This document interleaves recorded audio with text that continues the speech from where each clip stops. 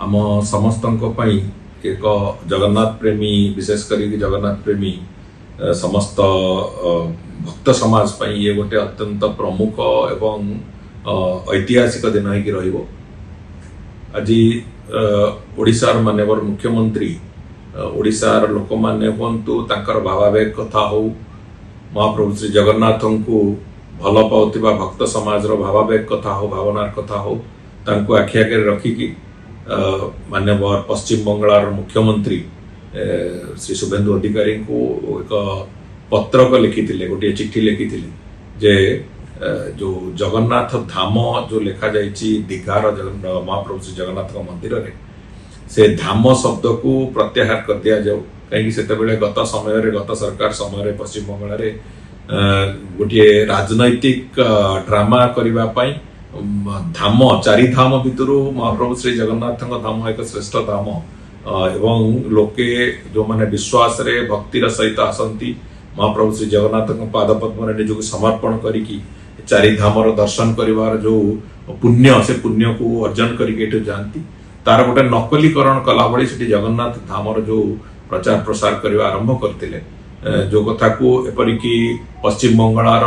बंगलावासी लोक मैंने भी ताको ठीक ढंग से ग्रहण करू नथिले से भली एक कथा को आहुरी सुंदर भाव में केमिति धाम शब्द उठिले महाप्रभुंकर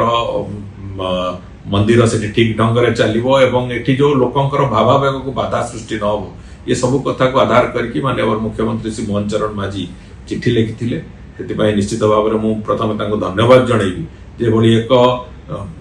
गुरुत्वपूर्ण विषय को नहीं से पड़ोसी पश्चिम बंगाल माननीय मुख्यमंत्री को लिखिथिले एवं आहुरी गुरुत्वपूर्ण कथा होची जे पश्चिम बंगाल मुख्यमंत्री तुरंत से चिट्ठी को रेस्पॉन्ड करिवा एवं तुरंत से चिट्ठीर आधार रे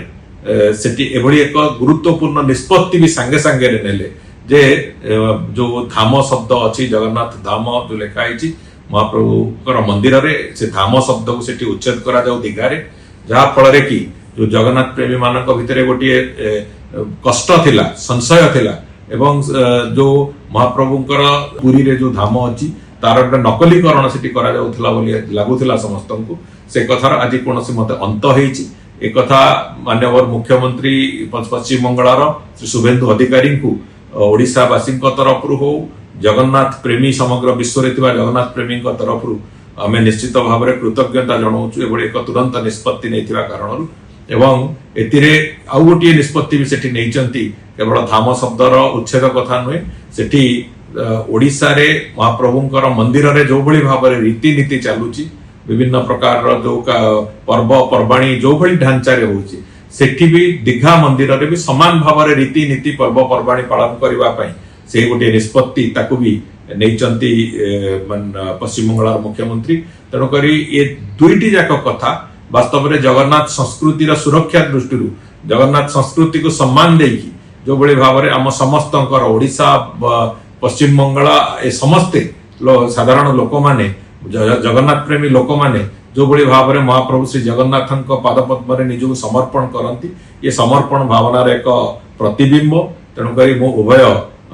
पश्चिम बंगाल मुख्यमंत्री श्री शुभेन्दु अधिकारी एवं ओडिशा मुख्यमंत्री श्री मोहन चरण माझी उभय को मु धन्यवाद एवं कृतज्ञता जनाऊँ एभली एक पदक्षेप निया निश्चित भाव में ये आगामी दिन में केवल धाम शब्दर उच्छेद कथार रहिबो नहीं ये ओडिशा और पश्चिम बंगाल भितर एक आहुरी बंधुतापूर्ण सौहार्द्यपूर्ण भातृभावनार एक